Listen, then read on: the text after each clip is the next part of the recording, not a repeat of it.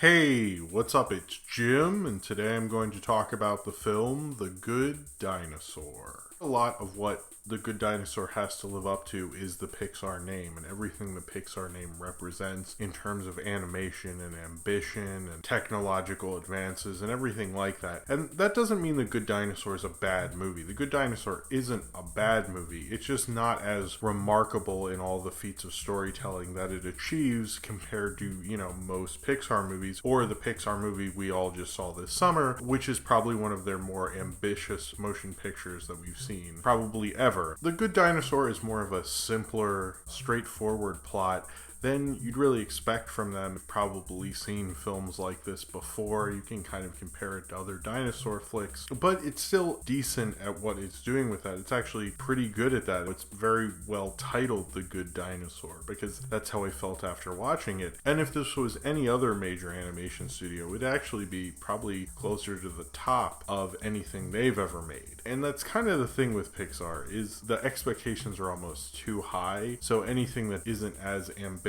and isn't as amazing as their previous career highs, especially for an original film, it feels kind of disappointing. And I think The Good Dinosaur may live in the Pixar pantheon as one of those films that only gets a single disc DVD or something, much like the many films in Disney's catalog that didn't live up to the hype and just get a single disc, even if you like them quite a bit. The Good Dinosaur is kind of like that. It feels more simple and down to earth than all these wild auteur directors coming in and doing all these crazy things. It feels more like a simple boy and his dog type of story, and there's nothing really wrong with that. But when you're comparing it to what Pixar's done and their ambition and kind of looking at where the studio is going, less about auteurs and more of a studio, but they're mostly making big budget animated kids films regardless of their ambition and quality. And The Good Dinosaur goes straight for that demographic more than I've seen from any of their other films in terms of its straightforward boy and his dog type of story. An alternate timeline where 65 million years ago the asteroid didn't hit Earth, or there wasn't a major extinction level event that took out all the dinosaurs and brought man to prominence. The asteroid missed Earth, and so millions of years later the dinosaurs have evolved and have started farming and can speak English, and then humans are using kind of real guttural language that are basically savages because we never really got to be the dominant species on the planet with dinosaurs still around. This husband and wife farmers, Henry and Ida, have three little dinosaurs, Buck, Libby, and then Arlo, who's very scared of everything and can't really do as much on the farm as his brother and sister. And as they're getting older and his dad makes a silo where they take their foot and put their mark on it to show that they've come into prominence and are able to help out the family. And as the mom and dad both put their marks on there, eventually Buck and Libby get their marks on there as well after doing tremendous things around the farm. Arlo's hoping to make his mark as well, but can't really find a way to do it, and his dad comes up with a way of hopefully catching this critter who keeps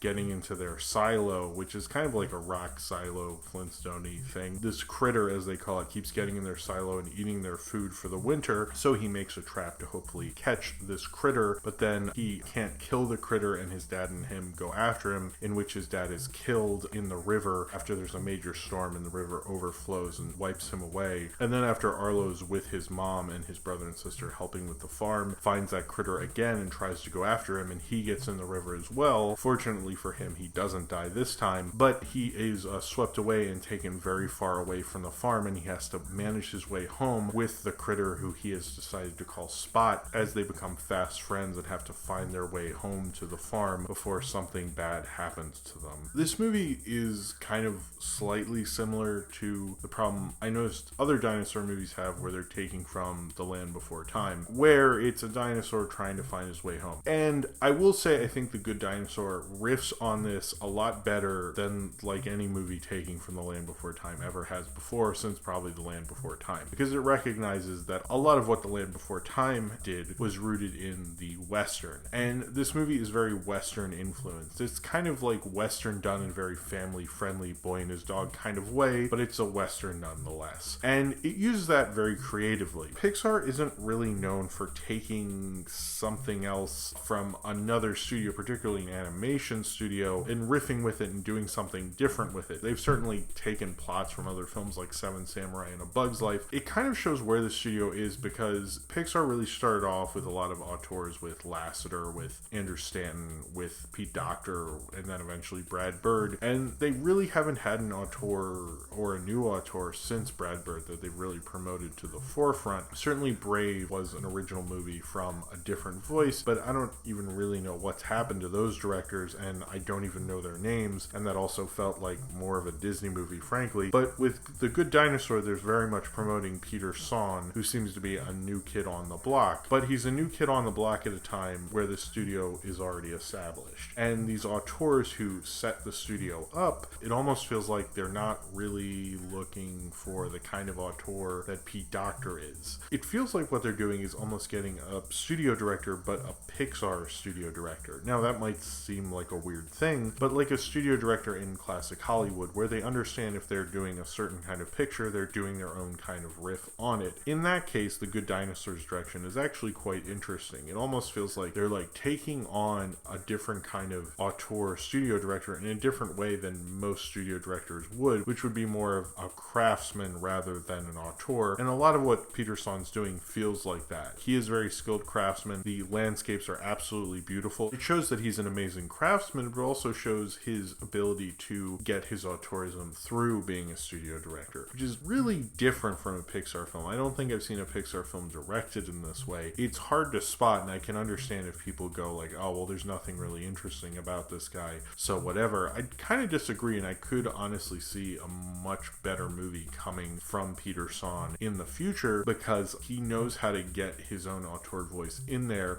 Even though this film was not the film he developed, it was developed by Bob Peterson, and they felt the film was good but not good enough. I can't imagine what this not good enough film actually was. I'm curious to read about that later. I know like Andrew Stanton and Lasseter and Lee Ulrich and Peter Sohn all came in to fix it, so it's kind of curious what that movie could have been. And they've had that problem before with like Ratatouille. It wasn't originally developed by Brad Bird, but you can still see Brad Bird's stamp on it. It's probably the most studio director film Brad Bird ever did. This feels like that from Peter Sohn. I'm kind of wondering what the future of this studio is, that they're making a film like this, because Ratatouille, Brad Bird directed the hell out of it. In this, Peter Sohn doesn't go as far. It feels more down to earth. It feels like much more of a simple, quiet story. Essentially with Arlo and Spot, it's like a boy and his dog, and the dog in this case is a human, which is an interesting idea. A lot of how species become the number one species on the planet is really luck, and in this film, humanity did not have the luck it's having currently. I mean, well, that's debatable, but that's interesting. A lot of people think it's a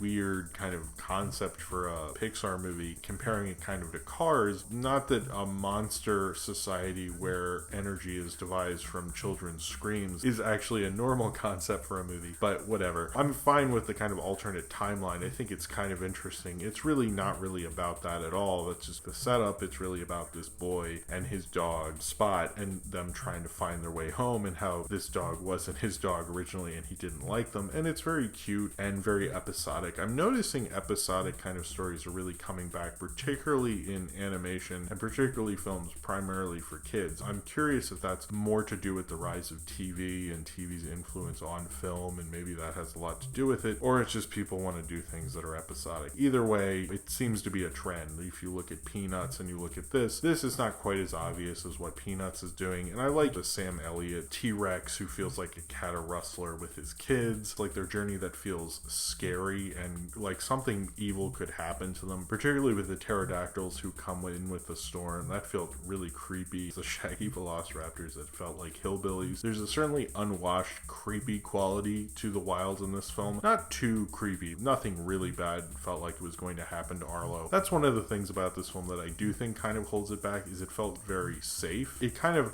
hurt the film from really touching those moments that Pixar films usually touch. It got there eventually, but it didn't grab me initially because it felt safe. It felt safe like a kid's movie, and I was kind of surprised like that. I've never seen a Pixar film that felt this safe before. Certainly they're kids movies, so they always feel safe to a certain regard, and I don't mean that to kind of disregard it, but they usually do, and I think this felt like very safe. I never felt like Arlo wasn't going to get home, and him and Spot weren't going to work work out and some danger could happen to them. There were a couple times that it just like never really got there the way I kind of wish it would. Usually for a Pixar film, just give me that spontaneity that they usually have. Just really wasn't running throughout this. It felt like such a boy and his dog story going through the West, and if you've seen enough of those movies, you're kind of like, okay, I think this is gonna work out. This is obviously the year that we got 2 Pixar movies, and it's weird to put this out literally the same year as Inside Out, which is probably their most ambitious movie, and very much an auteur movie, to a film that's like quite the opposite, more simple and straightforward and more of a studio director film. It kind of shows like the two sides of Pixar that are clearly going on right now, and I'm curious what Pixar is going to be like in 10 years after this, and if this is really the sign of things to come. As a movie, I think it works really well. It shows how they at least understand story. It still shows a studio that gets how to commit to a simple, straightforward Western story and make that work. They weren't deviating too much. It only got weird once with that weird, trippy, like drug sequence that really felt kind of out there, but it kind of worked in a way. It was just really like,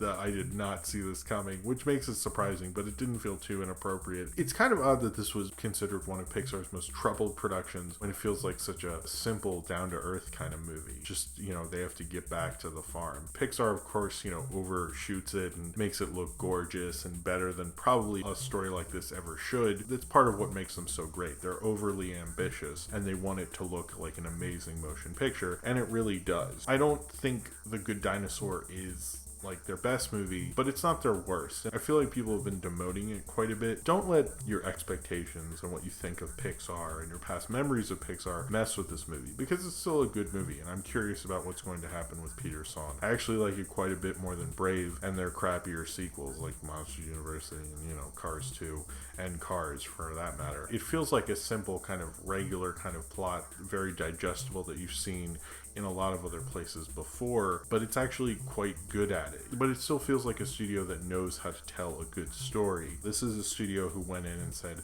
I don't think this story is going to work. I don't think this is going to be a good enough movie. And they went in and told a well-constructed, good, simple boy and his dog getting back home to the farm kind of movie, and it worked very well. And I think that says probably more about Pixar to look at one of their lesser efforts and look at how good this is, rather than talk about the heights of something like Inside Out and how ambitious and crazy it is. I think both say a lot about the studio, that they could bankroll and really try to make perfect both films, which were both in development for a hell of a long time, and make them probably some of the best family-friendly films come out both this year or any year. But as this film itself, I think this is a great animated film. I think this is a great film for kids. And it's a great, just kind of simple, condensed, kind of streamlined kind of story that we don't really get enough of. Everything's too complicated. Everything has a million things going on. And The Good Dinosaur just feels perfect in what it's trying to do, even though it's really nothing more than what it's trying to do. But that's kind of fine. It'll just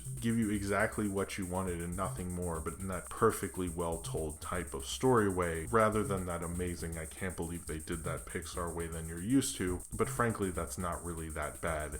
It's actually pretty good. So if you have seen The Good Dinosaur and you would like to talk about it, then comment below in the comments and subscribe if you would like to.